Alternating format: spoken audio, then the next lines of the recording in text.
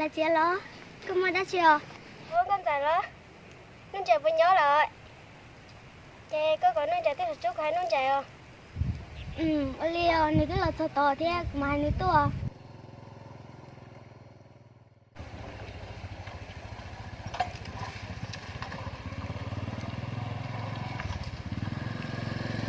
Chị, sao cho cái? Chị lao là chị có công chỉ là chị sợ trốn nọ. Đó. Ba, cái nhảy cùng chị ní chị cùng mà lo. Chị có mà lo.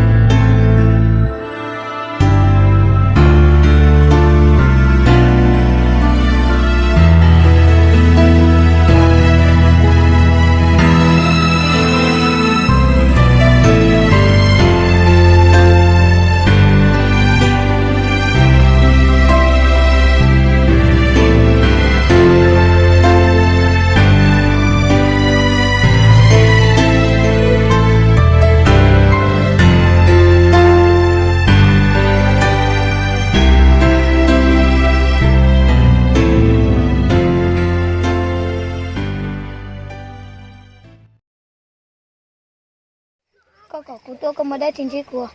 Cơ mà ta với nó có thể cũng chỉ có cái này. Bây giờ công một từ lúc nè. Dạ cụ chỉ hay là cái yên bao. Tí giờ tí bắt sẽ bây giờ. Cụ thôi thì vì cụ luôn này hay. Ê, tí lúc có thế này không chỉ có thế nào. Vì nữa cho cụ chỉ sau con thì cụ sẽ cho cụ. Chê, cụ mà đi ra kế trong đấy không?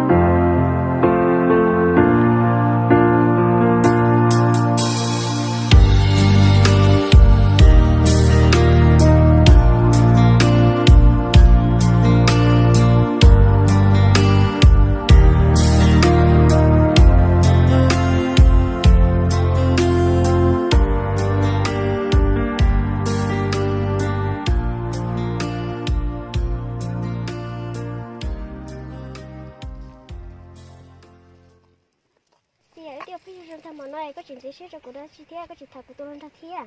Thật gì cô là chị báo thế.